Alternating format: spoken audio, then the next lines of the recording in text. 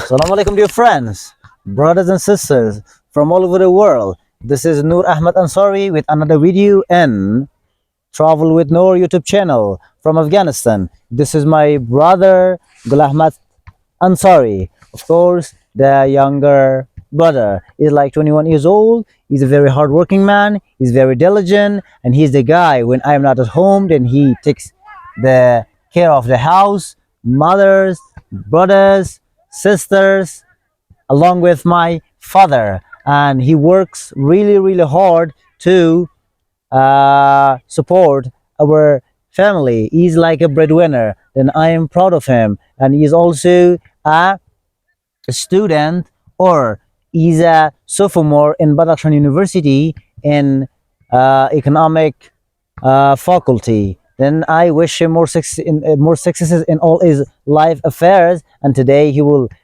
film me, help me, and guide me in this area. Now we are in a village. The most population of this village are Uzbek people. Like 95% of the people are Uzbek people, and like 5% of the people can be Tajik people and can be Arab people. Yes, and this area is called Curry Village. Curry Village.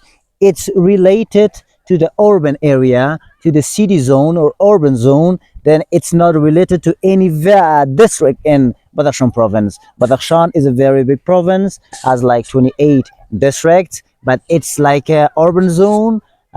We call, and it's located in the 7th district of Faizabad city, the capital or center of Badakhshan province. And also this is the village in which the airport of Badakhshan province is located. But nowadays, unfortunately, because of some problems, the flights cannot be done or cannot be operated from here to Kabul, back from Kabul to here, because there are not a lot of passengers. People are a little bit facing with some, poverty difficulties because of the sanctions and because of the problems. But I hope so that in coming future we order witness of flights from Kabul to here and back from here to Kabul, to bring tourists, to take tourists, inshallah, to take clients and bring clients, because Badakhshan is also considered as one of the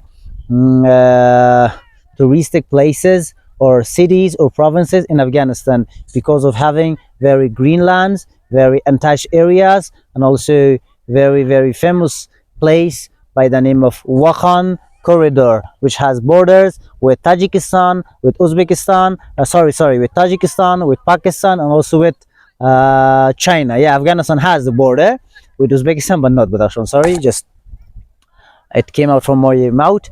Okay.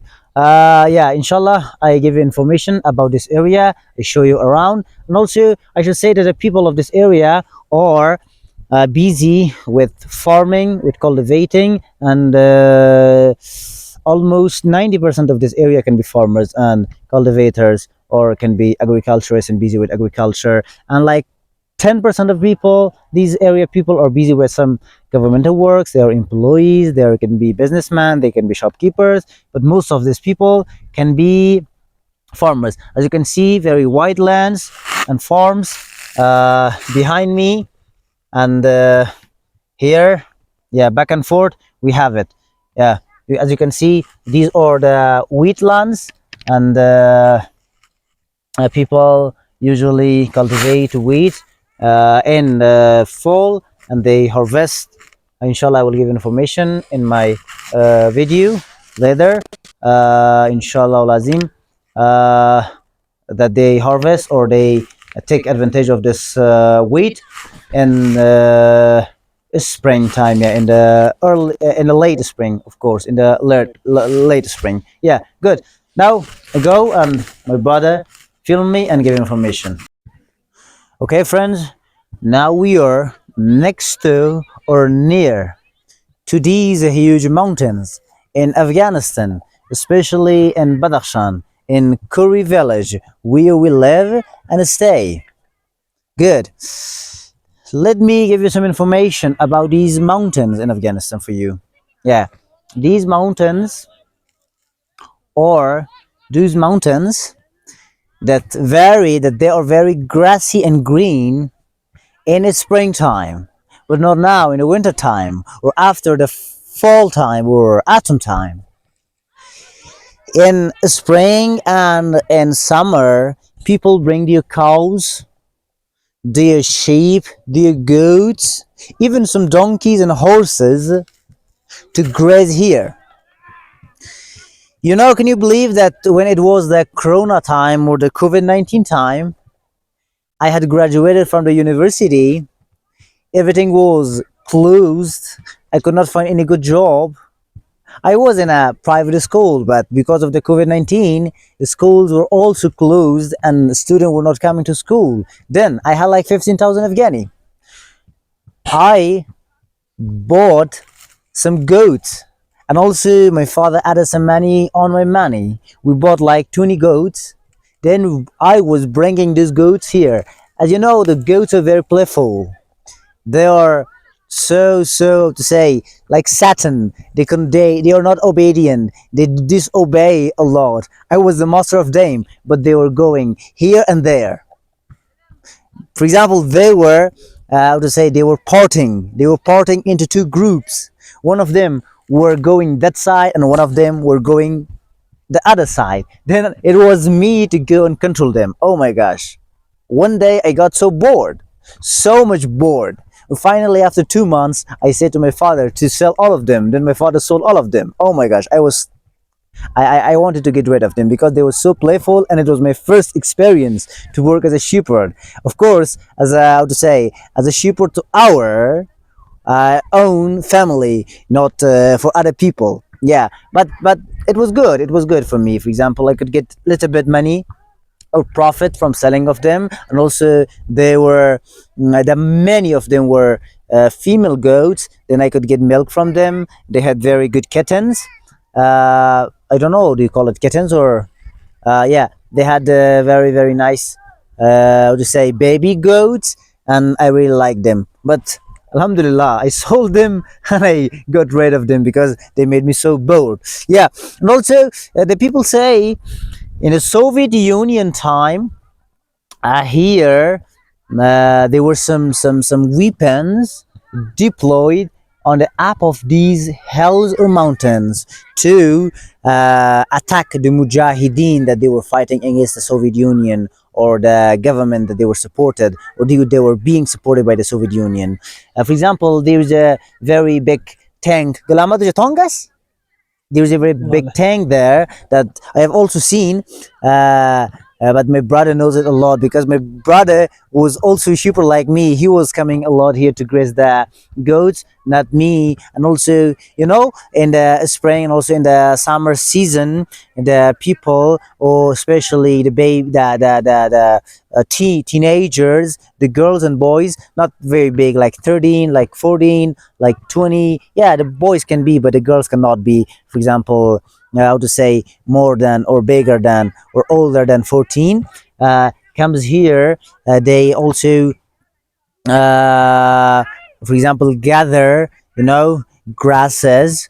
They gather, for example, some woods. They gather a kind of plant, I don't know what it's called in English, to take it to home for burning. Then my brother, when he was for example a teenager, like 13, 14, 15, now he's like 21, was coming here a lot with my other brother that he is like 20, and gathering these kinds of stuff to take it to home to burn it. And that time we had a very bad economic situation, but now alhamdulillah we are fine, we are okay. Yeah, these mountains has this kind of history, and it looks very nice. Now my brother shows you around, and as you can see, there are people there.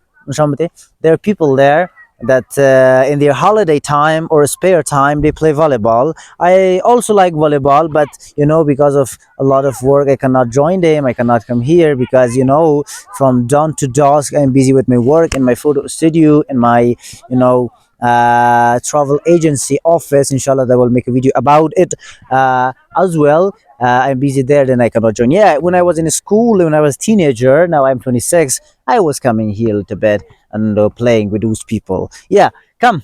Selamat biya. Nice.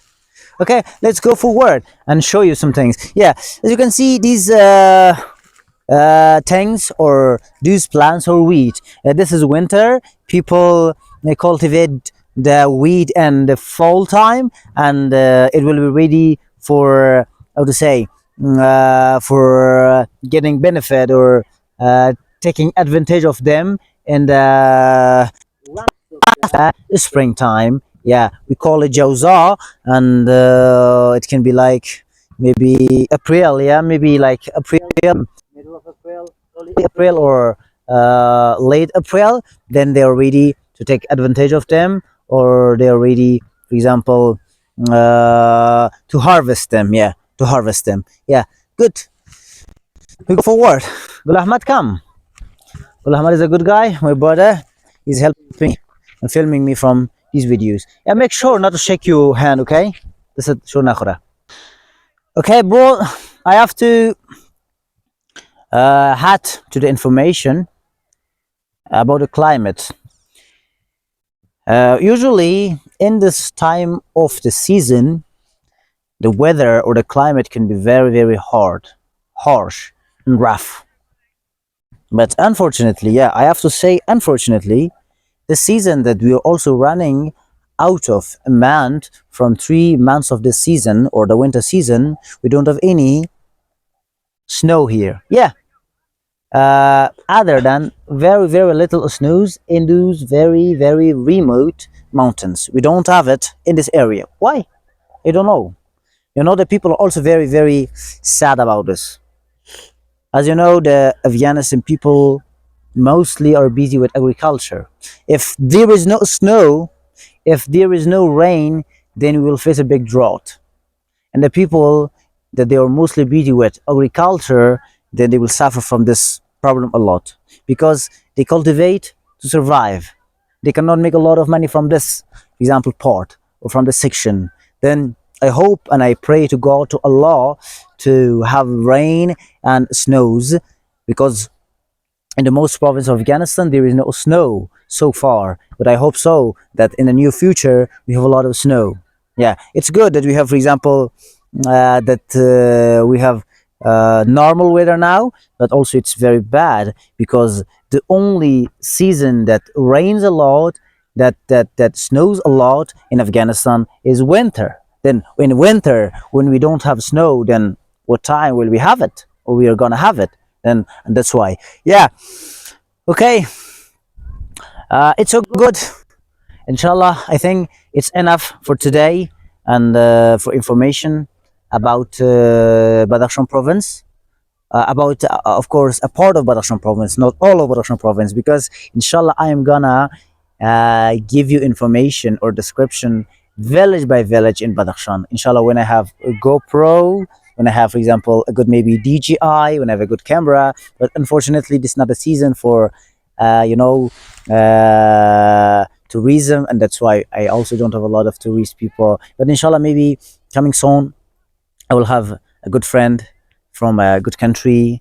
Maybe after him, I will have a good friend from another country that he has promised me. I don't mention his name, but he has promised me that he will give me a good Canon to make pictures of good Afghanistan. And I am impatiently waiting for him to hang out in Afghanistan. And also my friend that he was supposed to come on Monday, on next Monday, but he postponed his trip for 2 weeks because of a job. I don't know, because of a duty or mission or project. But inshallah, I'm looking forward and I hope to meet him inshallah in near future after 2 weeks in Afghanistan, and I'm waiting for him. And that's why the time facing a little bit, you know, with economic problems, and I cannot afford to buy GoPro. But one of my German friends, inshallah, he's coming, or he's gonna come in Ramadan month. He's a Muslim, and I want to celebrate the Eid in Afghanistan.